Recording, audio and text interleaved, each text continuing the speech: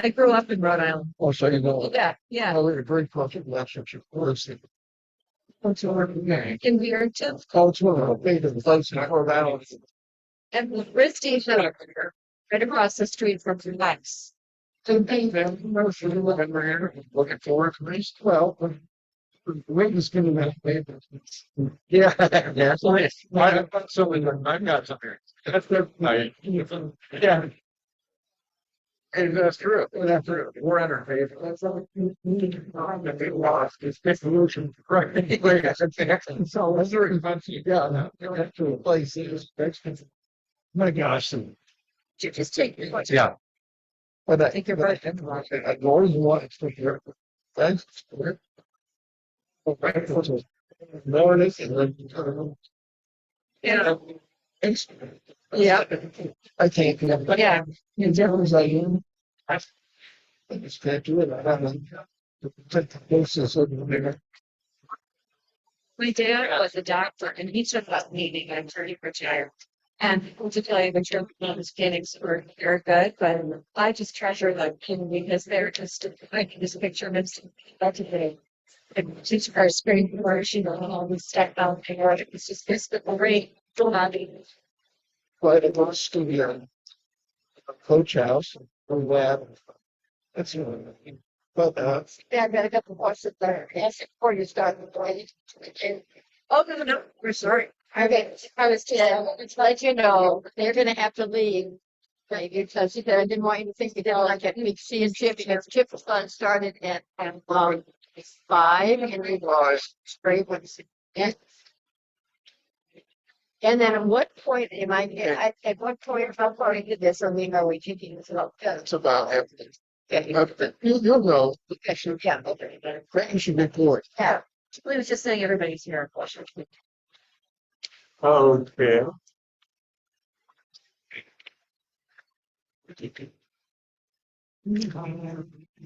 I think everybody's here who signed up, so we'll get started.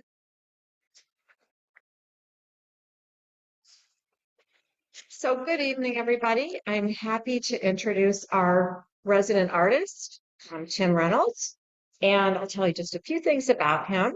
He took up painting as a hobby about 10 years ago and now has his own studio at home in his coach house.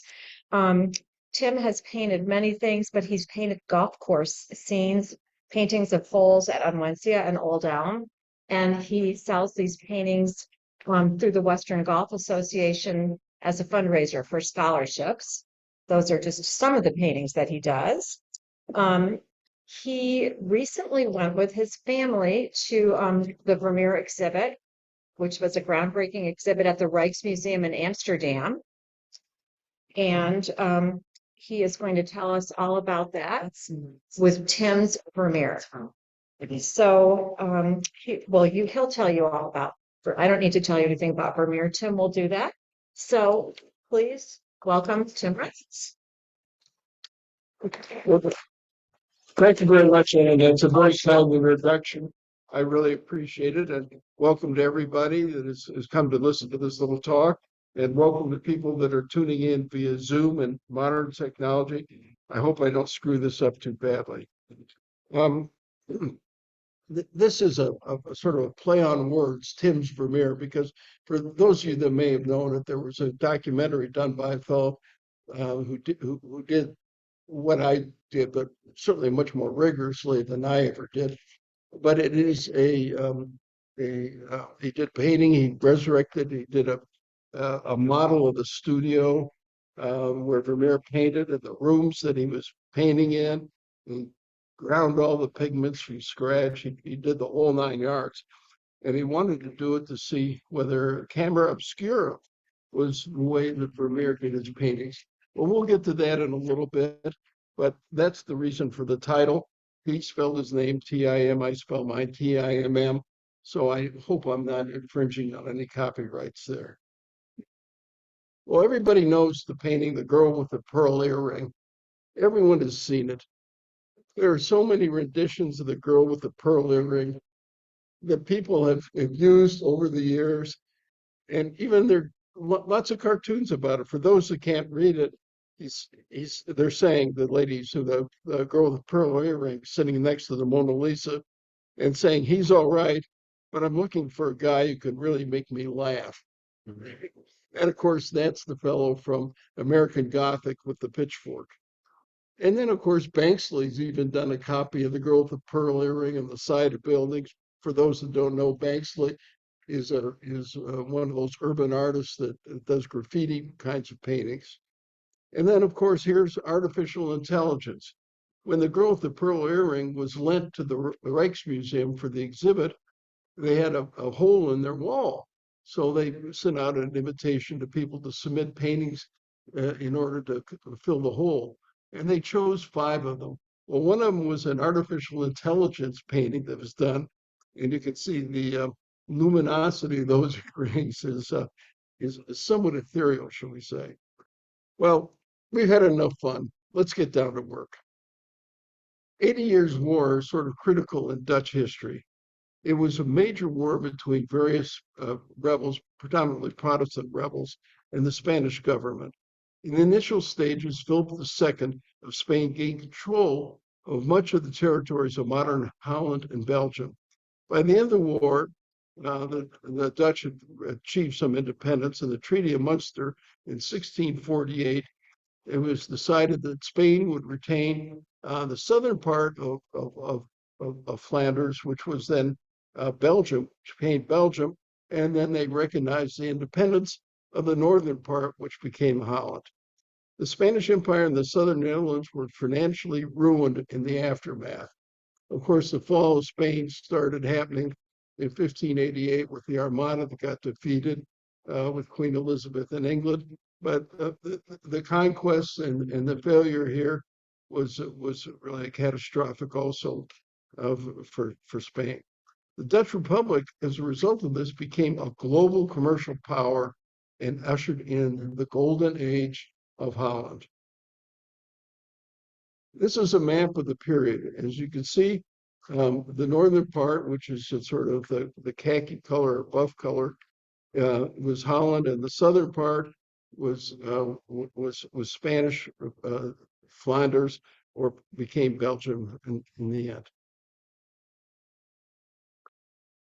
Vermeer's Holland, the Golden Age, that took place from 1588 to 1672. Status in society in Holland at the time was largely determined by income. The country was a maritime and trading powerhouse. Consequently, it had a very high standard of living. It led the continent in trade, science, and art. Painting was popular among the wealthy merchant class, and many artists competed for commissions and sales. This is the time where the Dutch developed their colonies in Suriname and of course, New Amsterdam and places around the world. Religious differences were important. There was a division between the Catholic areas of the south, which was Belgium, and the Protestant north. That caused migration between the two starting in 1585. The Spanish wanted all the Protestants to leave their neck of the woods, so they gave them 4 years to leave in 1585.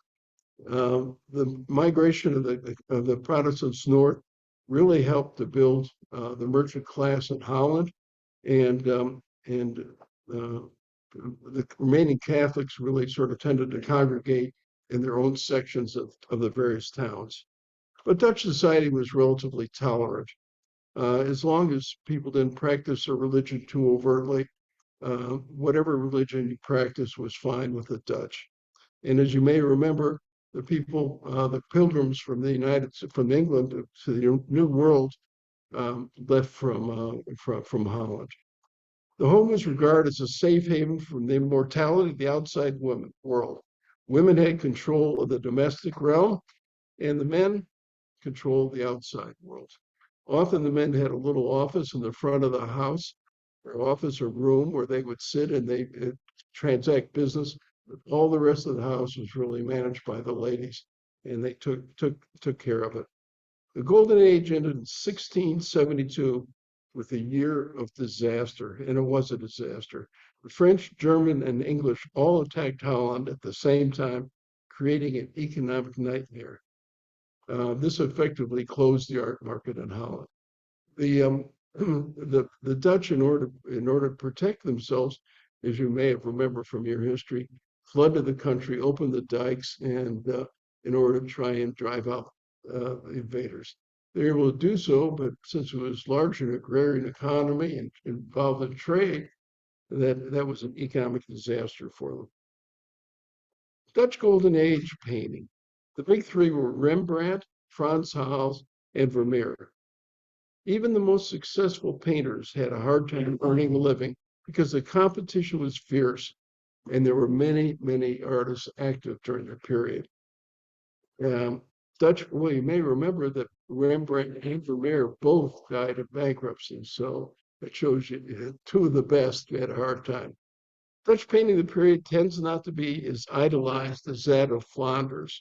It is more realistic, and fewer religious works were produced. Subjects include history painting, portrait, genre scenes, landscapes, seascapes, still lifes. The hierarchy basically follows that order. By hierarchy, I mean the importance that Dutch placed on a painting. An historic painting was considered the highest art, and then portraits, genre scenes, landscape, and so forth. Artists typically trained through the apprenticeship system. Following that, they would join a guild of artists. By guild, that word basically means it's a trade union. These organizations controlled who could produce their craft. Delft. This is a picture of the market square in Delft. You can see the compass there. For those of you who read The Girl with the Pearl Earring, the book, they make a big thing about this compass. But really it wasn't put in the square until 1996, which was well after the period for the book. And uh, that was put there really to commemorate the international courts in Den Haag. So it was sort of a testimony to that. Delft was the hometown of Vermeer. It's famous for its blue and white earthenware. During the Golden Age, it was also a textile and a beer producing area. The beer production went down because with the textiles, the water quality deteriorated, and so the beer wasn't quite as good as it once was. It was a fairly wealthy Dutch town. It was home to Antony van Leeuwenhoek, who was best known for his pioneering work in microscopy and microbiology. He had all kinds of inventions, and he was the first person to really use the microscope to look at bacterium. So that was a big leap forward. The Delft Thundercap, October 12th, 1654. A large gunpowder explosion destroyed about 1/4 of the city, killing many of the people. The explosion killed Carl Fabricius, Rembrandt's most promising pupil. He's the fellow that painted the goldfinch, for those of you who may remember that remarkable painting of a bird. Here's a picture of a painting done after the thunderclap, showing the destruction of Delft. It was just a major problem with the city. Johannes Vermeer, he was born Protestant Delft in 1632. His father was a textile maker, innkeeper, and art dealer of modest means. He married Catherine Bones in 1653. She was the daughter of Maria Tens, a fairly well-to-do Catholic. Vermeer apparently converted to Catholicism at the time of their marriage. Together they had 15 children, 11 of whom survived until baptism. I think one could say that they were an affectionate couple. No evidence of any formal art training. May have known Fabricius and van Leeuwenhoek. Van Leeuwenhoek was the executor of his estate, but that doesn't necessarily mean that he was chosen by Vermeer. He very well may have been chosen by the Burgermeister or someone else to represent it. Remarkably small output, probably no more than 50 paintings, of which 35 to 38 are known. The difference in the numbers because of attribution. Some are, we'll get to this later, but some are attributed to Vermeer by some people and not by other people. He was a modest local celebrity during his lifetime.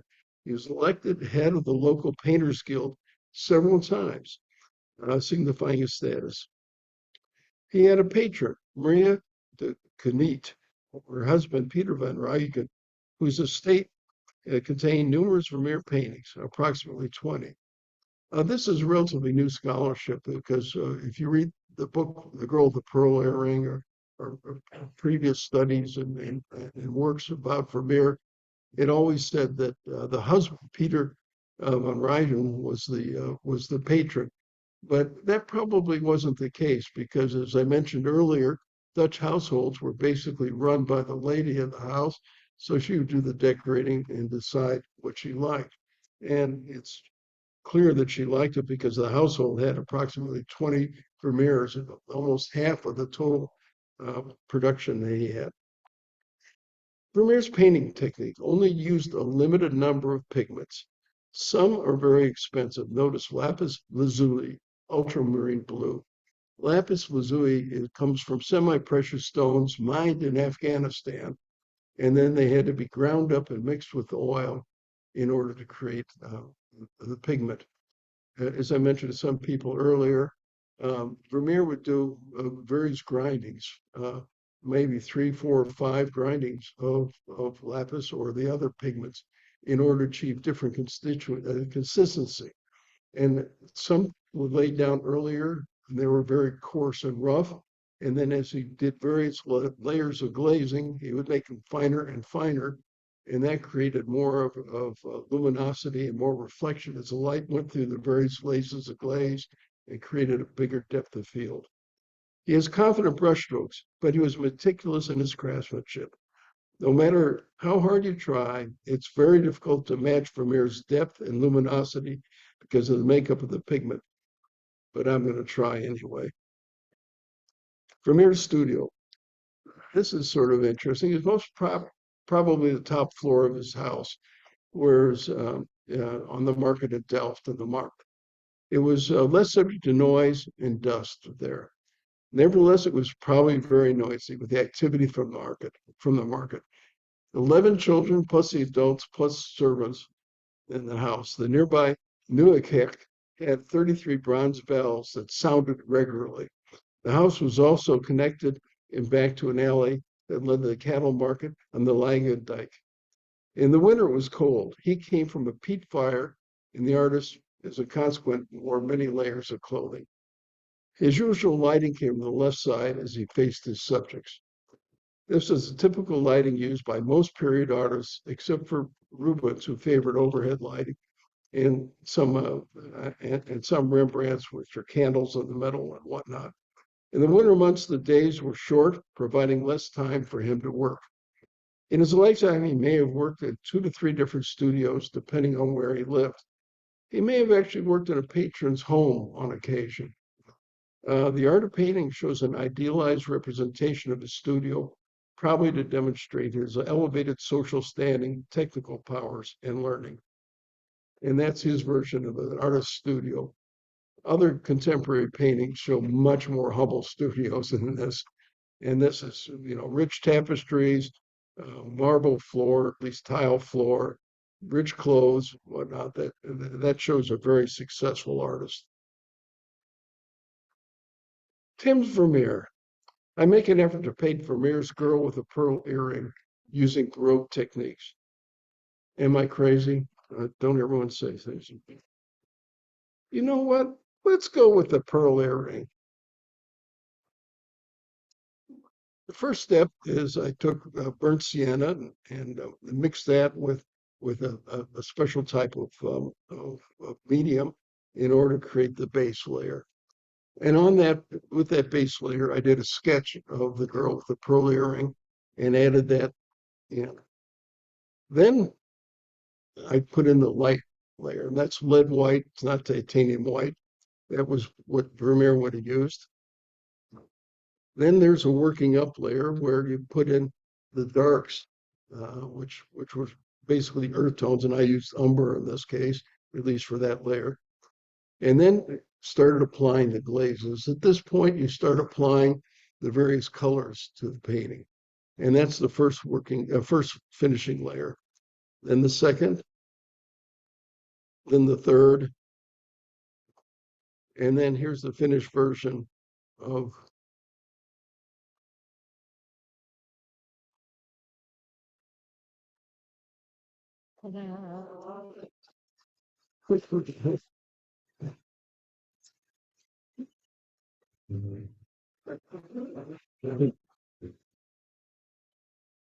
Thank you. Well, what's the verdict? Did I do all right? Okay, thank you. Well, my verdict is nice try, Tim, but it's no Vermeer. Controversies. Big controversies about the camera obscura. Camera obscura means dark room. Oh, I got to show that on the. Thank you. Zoom people, I will show the painting to you. Zoom people, it sounds like a science fiction.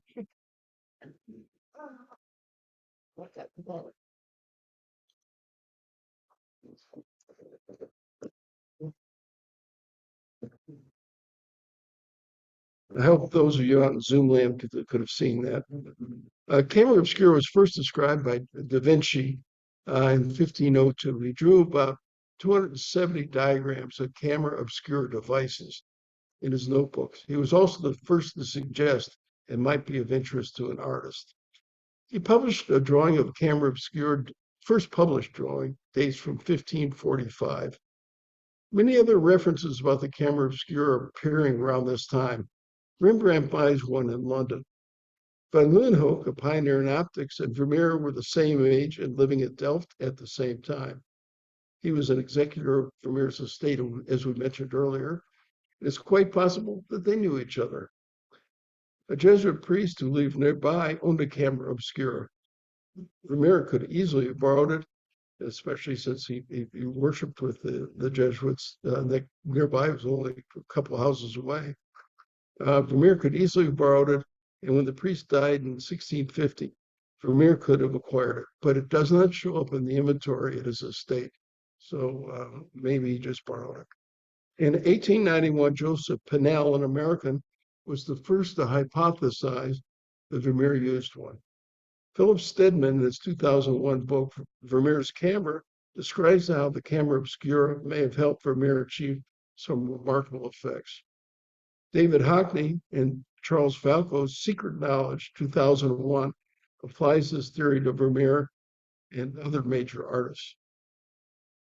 Tim Jensen's movie, Timm's Vermeer, that I mentioned that earlier, 2008, demonstrates how Vermeer might have painted with the camera obscura. It's a documentary, and it was done with Tell, the magician, and who produced it. And for those of you who see it, I think it's on Netflix. You can call it up, and it's interesting. As you can also get a copy of The Girl with the Pearl Earring, which is not absolutely historically accurate, but it's an interesting film nonetheless. That's a picture of a camera obscura. The way it works is you have a bright outside, you have a hole in the wall, and then the reflection occurs on the opposite wall upside down. So way Vermeer may have done it is taken use the camera obscura to do a drawing, and then applied that on top of the painting, or probably more likely used another optical mirror to reverse it, so he could paint with it with the image going down to his on the canvas. This is Hockney's book, Secret Knowledge,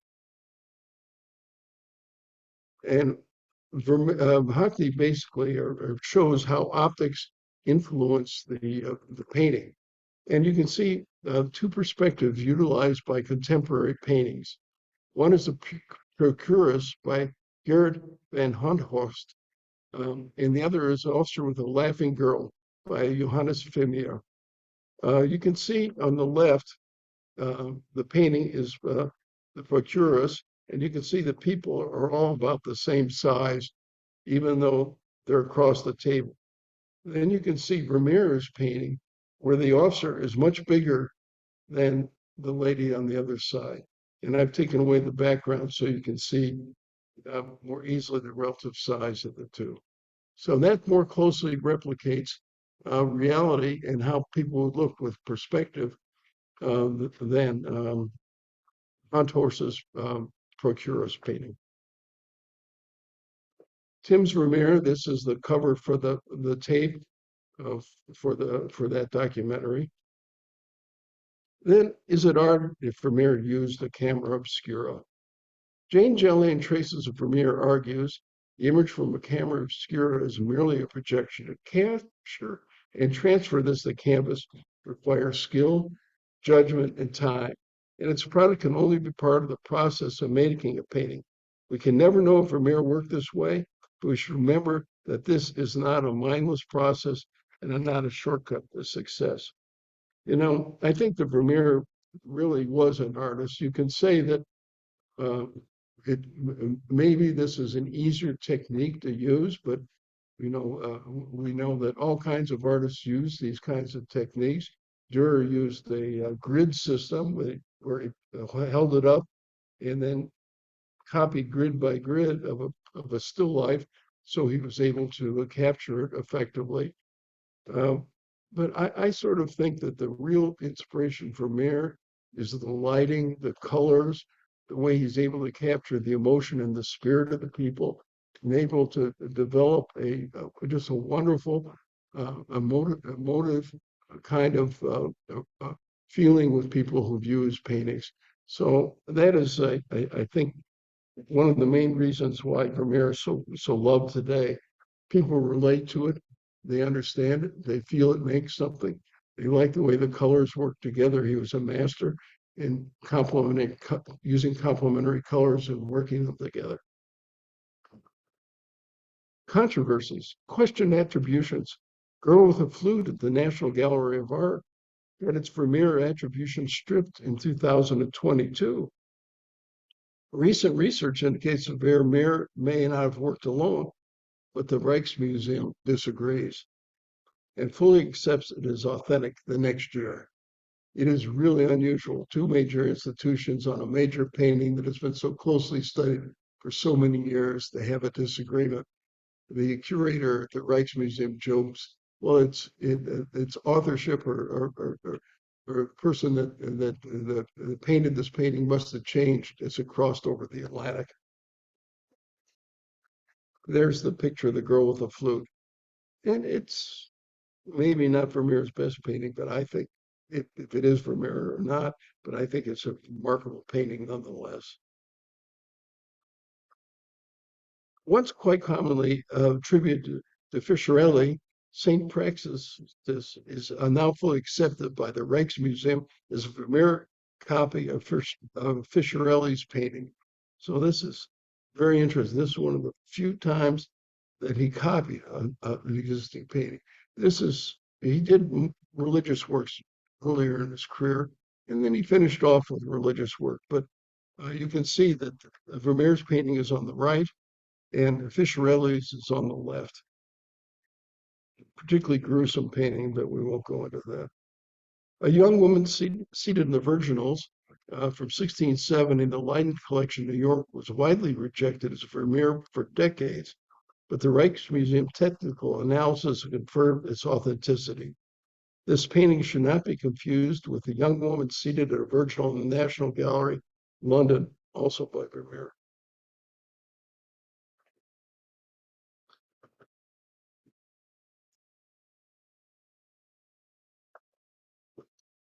Girl with a pearl earring, was it a Truni or a portrait? What's a Truni? Truni is a Dutch word for a face. Paintings of this type were quite common in Dutch Golden Age, and they showed an exaggerated facial expression of a stock character in costume, usually painted from life, although they use mannequins quite a bit as well. The girl's headgear appears to be the Turkish fashion popular in the first half of the 1660s. So you can see at one point it was titled Girl with the Turkish Headdress. Who is the subject? Daughter? Oldest daughter was no more than 13 at the time. Maid or servant? No one knows. Her mouth was slightly open. In the period, this was considered quite suggestive. Is this the look of a daughter? Is she happy or is she sad? Was it even a pearl? Pearls were very expensive in Vermeer's time. The price of a pearl of the size of the one in the painting would have been way beyond the means of Vermeer. Yet, pearls show up in most of the portraits as portraits of women, some would believe to be Venetian glass or even tin. And it's painted with just two strokes of white. Painting was first purchased, the girl pearl earring painting was purchased in auction for 2 guilders and 30 cents. Oh, about 25 euros is in today's 30 euros in today's market. Stolen Vermeers. 1941, the art of painting was sold under pressure to Hitler. It was recovered after the war. 71, the love letter, stolen from the Center of Fine Arts of Brussels, where it was on loan from the Rijksmuseum. Buried in a forest by the thief, required a year-long restoration. It was severely damaged. 1974, the guitar player, stolen from the Kenwood House in London, recovered after a ransom was paid. 1974 and 76, lady writing a letter with her maid, stolen from the Rossborough House in Ireland, recovered the first time after 8 days. Then it was stolen again and was recovered in Antwerp airport sting in 1993. The concert, 1990, stolen from the Isabella Stewart Gardner Museum in Boston. Experts believe it to be the most valuable object stolen in the world. In 2015, it was valued at $250 million. To this day, it has not been recovered. Rijksmuseum exposition this last year. The museum was able to assemble 28 out of the 35 to 38 known Vermeers. Several not there were too fragile to travel. One, of course, as we just discussed, was stolen and not recovered. A few were not able to be lent because of the terms of the donation to their respective museums, and several were already committed to other exhibitions. It's a once-in-a-lifetime Vermeer exhibition. There will never be another Vermeer show as great as this. I don't know about that, but in any event, I hereby sentence you to the Vermeer show on a Saturday afternoon. The poor gentleman's not too happy. Art isn't it for everyone.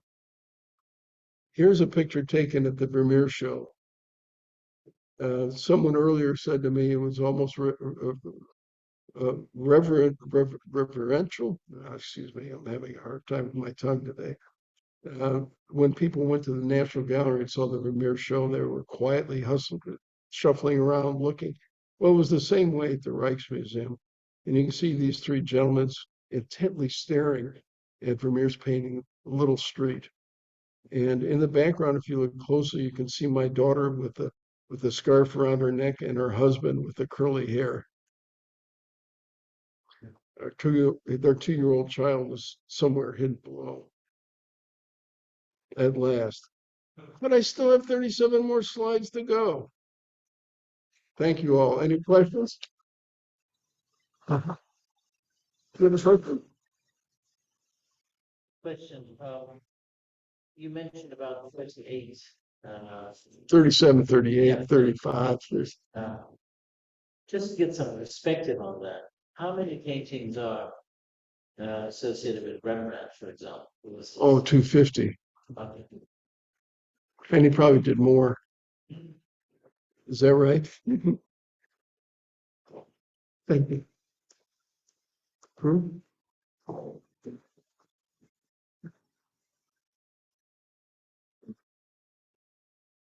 So much, very, very accessible. And you mentioned that you could do sketches. That was pretty unusual, wasn't it? It's like, no, it was not, it wasn't. Well, it's very unusual not to do sketches because you have to learn to draw before you can really paint well. And so he must have done a lot of drawings at one point in his life. Um, uh, Michelangelo, when felt he was dying, took a lot of his sketches and burned them. And he did that because he didn't want people to know how hard he had to work to learn to draw the way he did. And he didn't want any, bad sketches out there with him. He wanted his reputation to be intact. So in many ways, he may have burned them. Maybe he never never did, or maybe just used camera obscura. I don't think so because that would have been remarkably difficult. But he didn't really draw as on the underpainting. So that leads me to believe that he did use a camera obscura. But there are some people who feel he didn't because I think 10 or 12 of the paintings have a little tiny pinhole right where the perspective line would be. And what an artist would do at the time would put a little pinhole there, tie little threads around it, and bring it out to the edge of the canvas in order to show the perspective lines. So, yeah, Okay. Yeah, so maybe somebody can buy a canvas or I'll check their. well, it's relatively easy to do a fraud of a modern painting because number one, the technical utilization is not that hard. If you want to do Modigliani or whatnot, but when you come to having to, I'm getting, I think, to your question. When you do an older Dutch painting, it's very hard because the canvas has to be old, the stretchers have to be old, you have to use paints that were available of the period. So it all has to be, and then it has to be replicating the brushstrokes of the master. So it really is very difficult.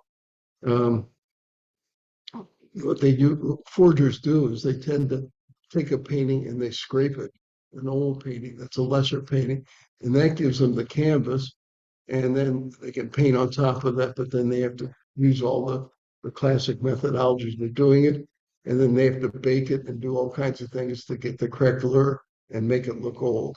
But nowadays, with the technology, they can see right through a lot of that stuff and see the underpainting. I hope I did I answer your question. The other person, how much were these three people, like, how much were they in communication with each other? I couldn't really hear you. I'm sorry.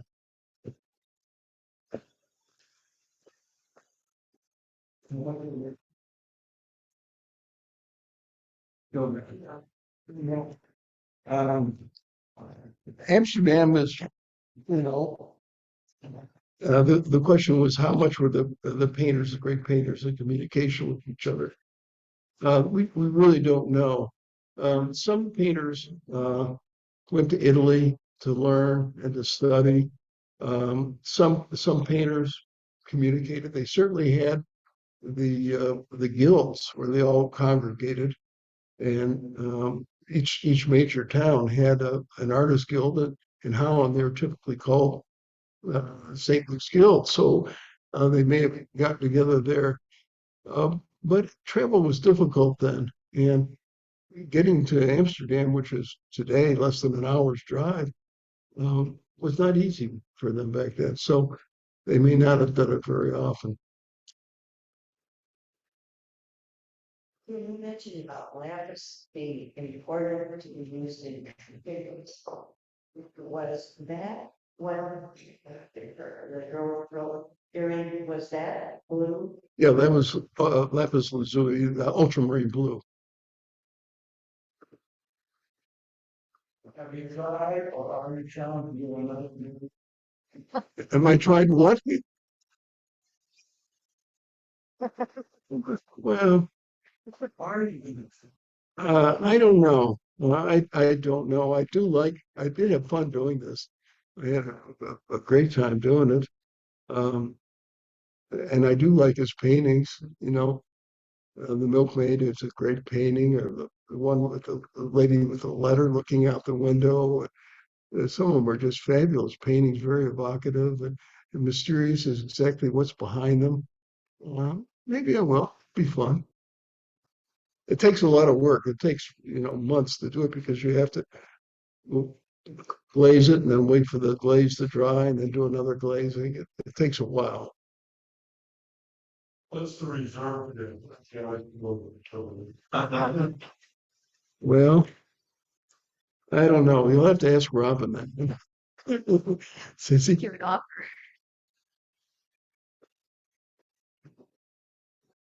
I have to get up because I'm an old man. My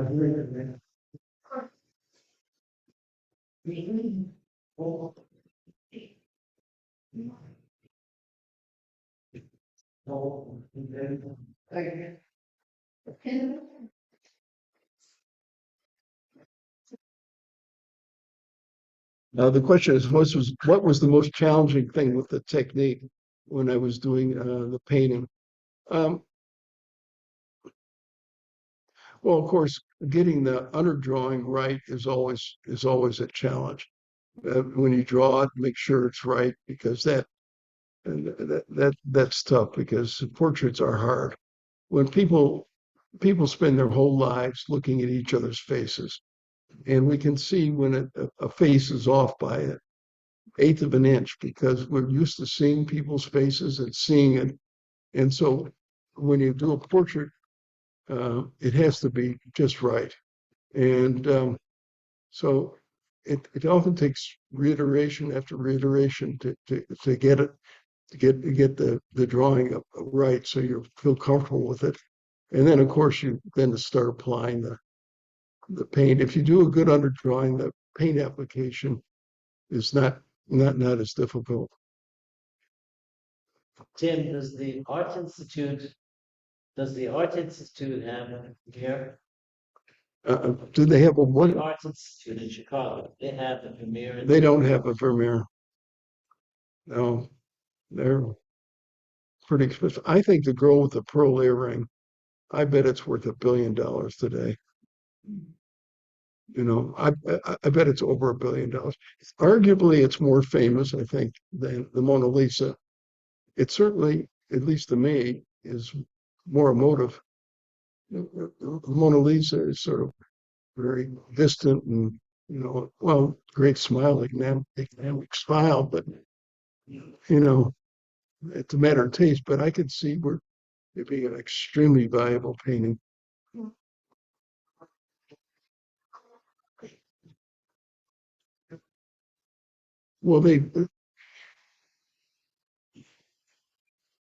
well, they, the Rijksmuseum did a wonderful job. It was just a fabulous exhibit. They limited the number of people that could attend. It sold out within 2, 3, 4 days. Fortunately, we got on it right away as soon as it opened, and we got our 4 tickets. But it sold out right away, and they kept the attendance low. Later on, because it was so popular, they opened it up a bit more, but it extended the hours. So it was not that crowded. You come up to a painting and there'd be 3, 4 people in front of you, but after a few minutes they would leave and then you'd be in the front row.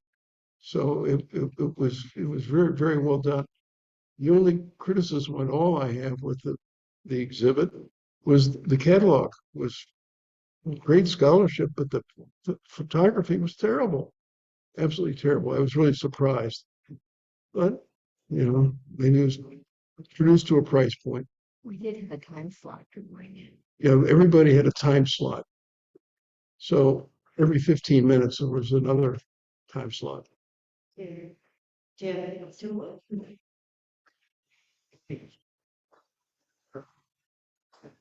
Movie. Well, I think first and foremost, it's the painting itself, because it's a marvelous painting.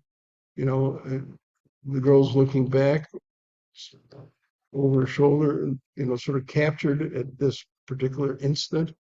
And, what's she thinking? What's going on? What's happening?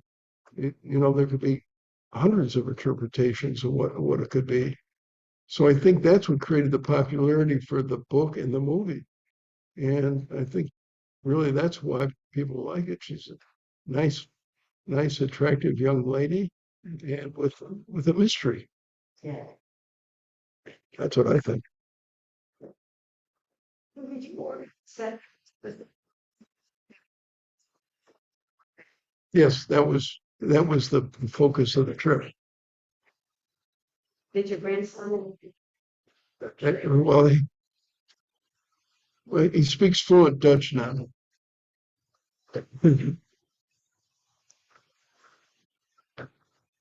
No, but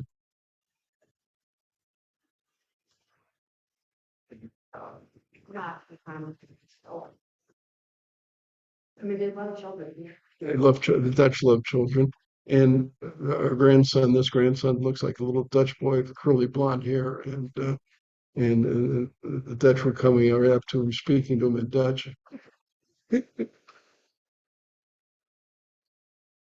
Well, if that's nothing else, thank you all so much for coming. Very much appreciated. The neighbor hit with one tomato now.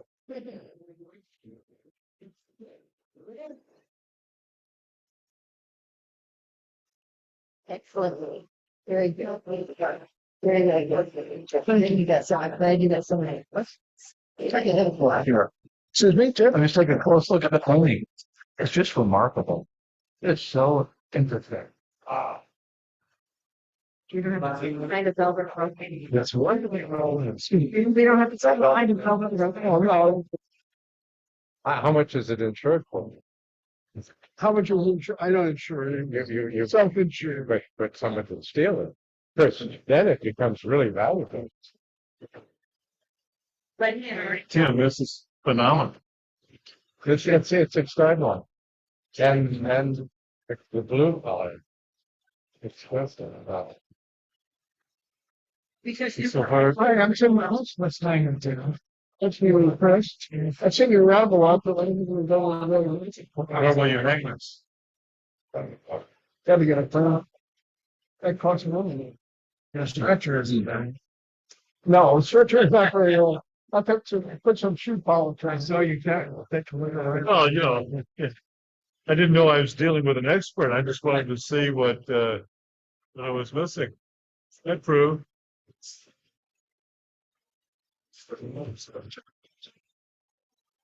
Fabulous. Fabulous. Good. This is stunning.